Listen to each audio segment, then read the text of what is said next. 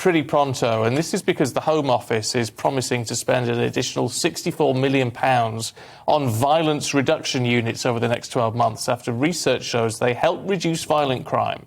Yeah, for more on this, Minister of State for Crime and Policing, the MP Kit Malthouse, joins us now. Very good morning, Minister. Good morning, Anne. How are you? I'm very well. First of all, we cannot avoid all of the front pages talking about the cost of living crisis and the fact that instead of April Fool's Day, it seems to be April Cruel Day. Couldn't the government have done more to alleviate this horrific barrage of problems facing the average ordinary voter? Look, it's extremely tough. I totally acknowledge that the rise in energy prices is going to be hard for millions and millions of people. But as you know, the Chancellor's moved to provide some assistance. You know, £9 billion flowing through the council tax system. The national living wage rising by 6.6% today as well, to £9.50, which is £1,000 for every full-time worker on that wage. Obviously, we're increasing the national insurance threshold in July. That's another £330. And then the universal credit taper will give about 1.7 million families another £1,000 a year. So we are doing our best, particularly to try and help those at the lower end of the economic scale, should we say. But it is very tough. And as the Chancellor said, we can't ameliorate all the problems of this global rise in fuel prices. We can go some way. We do need to think, though, carefully about our medium, longer term energy source mix. And I know the Prime Minister will be publishing a plan to try and avoid these issues for the future shortly. Yeah, look, your scheme that you're talking about today is aimed at reducing violent crime. Now, we know obviously that's important. I mean, no one's going to dispute that. People may talk about the timing, though, because if you're spending, £130 million on this, there are people who are going to... And I know 130 million doesn't go a long way in economic terms when we're talking about these big issues, but people are going to look at this and say, well, shouldn't this be spent elsewhere?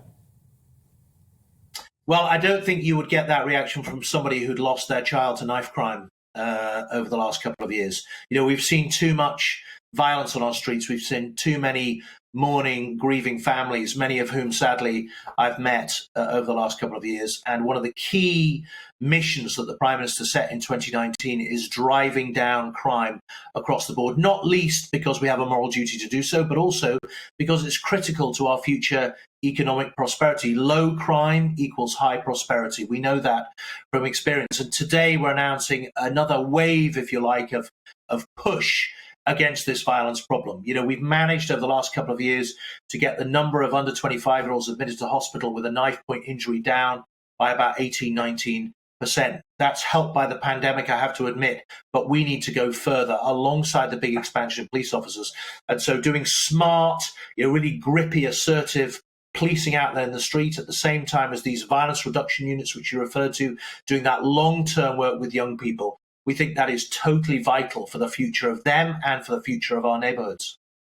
I mean, I think most of us wouldn't probably want your job or any ministers at the moment, because you're trying to balance all the needs of the communities in front of you. But at the moment, it just seems you could almost argue that crime will go up if people have no money. And at the moment, they're feeling the pinch so badly. There has to be more pressure put on Rishi Sunak, doesn't there, to do something that feels that as though it addresses the problem more.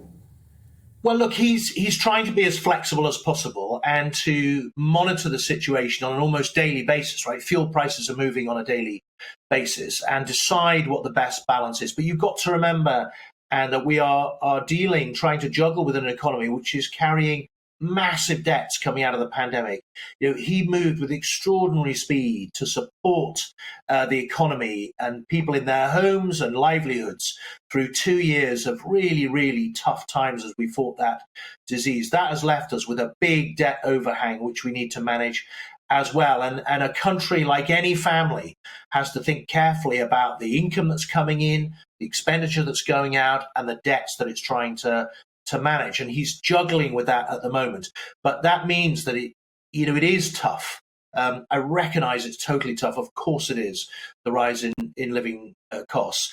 But we all need to work together to make sure that in the medium and long term, we're able to be healthy and prosperous and on top of our debts, while at the short term targeting as much assistance as we can afford to those people, particularly at the bottom end.